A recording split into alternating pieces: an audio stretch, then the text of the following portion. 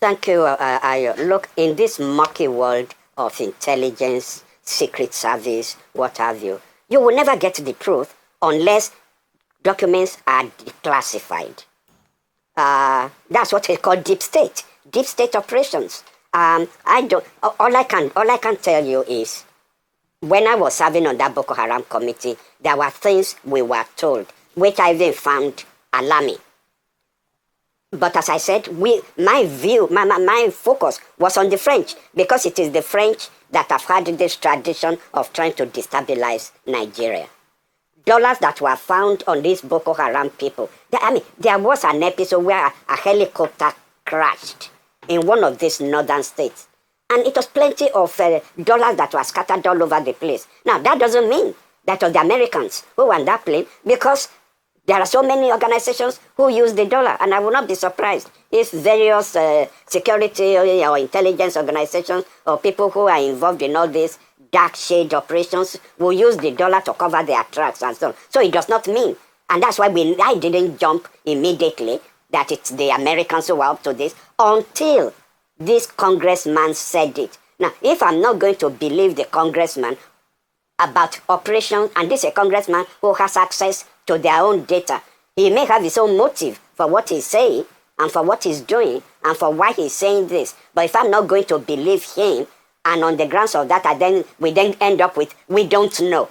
Well, if we don't know, then who will we believe? Then even when we say documents that are declassified, how are we even sure that whoever wrote those documents is telling the truth? You see, we're not going to get 100% certainty when you are dealing with intelligence operatives and what they are putting down on paper, some trying to cover their tracks, some trying to implicate the others. As regards your question, what do we do now? Believe me, and this is the most depressing part of this, there is nothing we can do.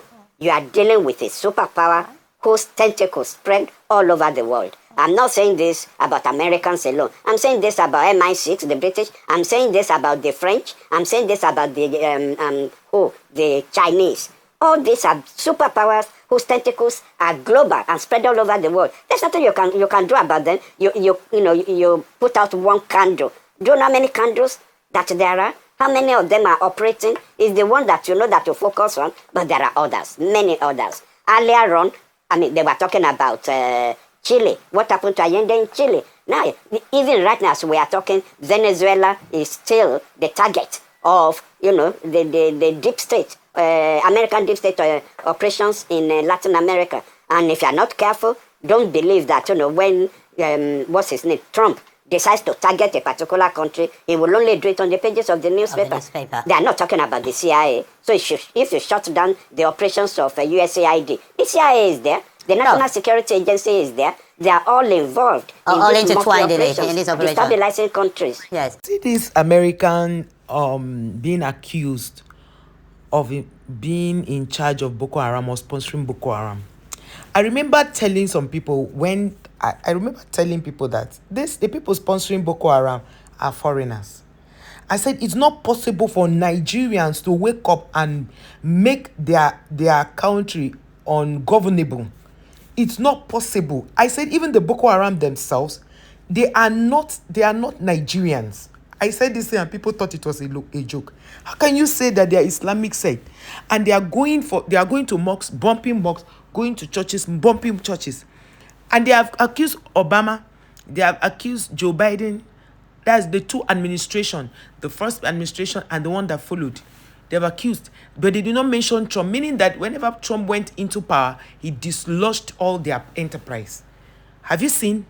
So I said it. There was a time they said they caught these people with ammunition, they caught them with hard currency, that's dollars, they caught them with stockfish, they caught them with cooking ingredients. I told my husband, I said, for these people to have this much money, there's an external force, foreigners, who are sponsoring these people. He said it was possible. Now you can see that their congressman is the one saying these things, exposing these things about how America has been sponsoring Boko Haram. No wonder. You see, when they talked about that, the reason why so many Africans cannot even take in, even when they're in their 20s, how they are sending immunization down here for people to use that to make it to control birth, for control people being pregnant and all. You people thought it's a joke. Okay, you people have taken so much from Africa, you have taken so much from Nigeria. You still want to make Nigeria unstable so that you continue to control Nigeria? I thank God for this man. I thank God for Donald Trump.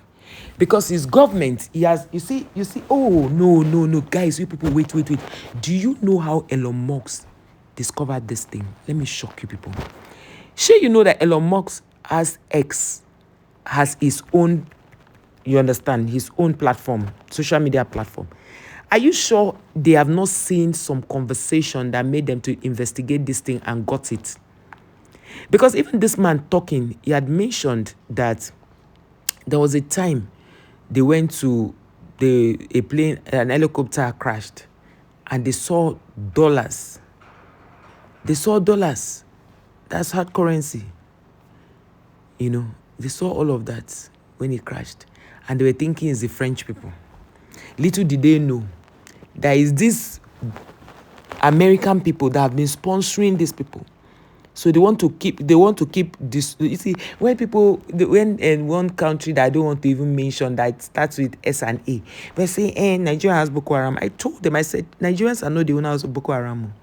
Boko Haram is just a group that was sent to Nigeria to destabilize Nigeria.